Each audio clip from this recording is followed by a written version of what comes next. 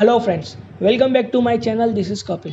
50 day trading challenge का day 32 है। तो देखते हैं हमने ट्रेड वगैरह कहाँ पर लिया। यहाँ पे एक सपोर्ट लाइन ड्रॉ करके रखा था और यहाँ पे एक रेजिस्टेंस ड्रॉ करके रखा था मॉर्निंग में ही। और मार्केट जैसे गैप डाउन ओपन हुआ तो मार्केट यहाँ से नीचे आया, देन यहाँ पे रेजिस्टेंस पे ऊपर गया, रेजिस्टेंस लिया और यहाँ से एक नीचे आया। तो ऑलमोस्ट मैंने यहाँ पर ट्रेड लेने के लिए सोचा था, बट मैंने थोड़ा सा वेट किया और मैंने यहाँ पर ट्रेड लिया। जैसे कि मैं बताता हूँ इसमें क्या हुआ। यहाँ पर ट्रेड लेने का रीजन दो था। एक तो यहाँ पर डब्ल्यू पैटर्न फॉर्म हो रहा था और दूसरा यहाँ पर रेजिस्टेंस से लेके फिर यहाँ से ऊपर जा रहा था। कॉल को मैंने यहाँ पर बाय किया और मेरा एसएल मैंने यहाँ पर लगा के रखा था।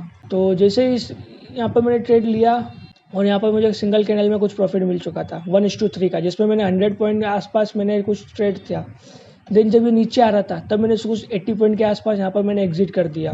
अगर मैं ट्रेड को होल्ड करता तो अगेन मुझे यहाँ पर और अच्छा सा पॉइंट मिलता, बट कोई नहीं। तो आज का टारगेट मेरा अचीव हो चुका है फिलहाल। तो मैं यहाँ पर ट्रेड को अपने एग्जिट करूँगा।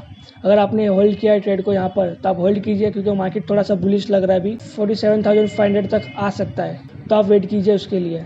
जैसे कि मैंने आपको बोला था, अगर आपने इस ट्रेड को लिया है तो इस ट्रेड को होल्ड करना, क्योंकि मेरा टारगेट था 47,500 के आसपास। तो एग्जैक्टली 47,500 टच हुआ, उसके बाद मैं नीचे आ गया।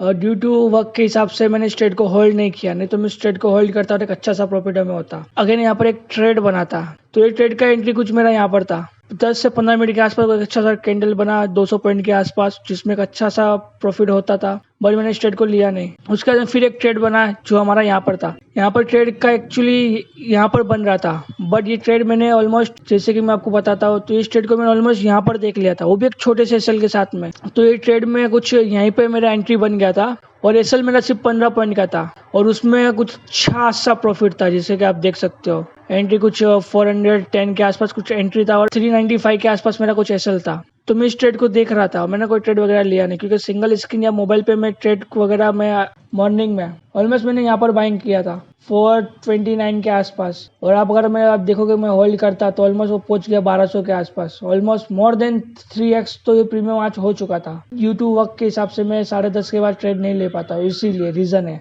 बाकी मैं ट्रेड पूरा देखता हूँ, पूरा 9:15 से लेके 3:30 तक मैं पूरा मार्केट को देखता हूँ कि कौन सा ट्रेड बन रहा है, क्या ट्रेड बन रहा है, कौन सा पुट मुझे लेना चाहिए, क्या है। तो मेरा पूरा एनालिसिस वगैरह होता है, बट मैं ट्रेड प्रीफर नहीं करता हूँ ड्यू टू सिंगल स्क्रीन के हिसाब से, क्योंकि उसमें अगर आप ऑप्शन बाइंग कर रहे हो तो आपको पूरा देखना पड़ता है कि कौन सा प्रीमियम कहाँ जा रहा है, कहाँ पर आपकी एंट्री प्राइस है, कहाँ एग्जिट प्राइस वगैरह है, कहाँ पे आपका एसएल लगा है, वो सब देखना पड़ता है इसके हिसाब से। आई होप आपने इस मार्केट में अच्छा सा प्रॉफिट बनाया हो। वीडियो से कुछ लर्न किया हो तो वीडियो को लाइक करें, चैनल को सब्सक्राइब करें, बने रहे हमारे साथ में। मिलते हैं 33 में। Thank you.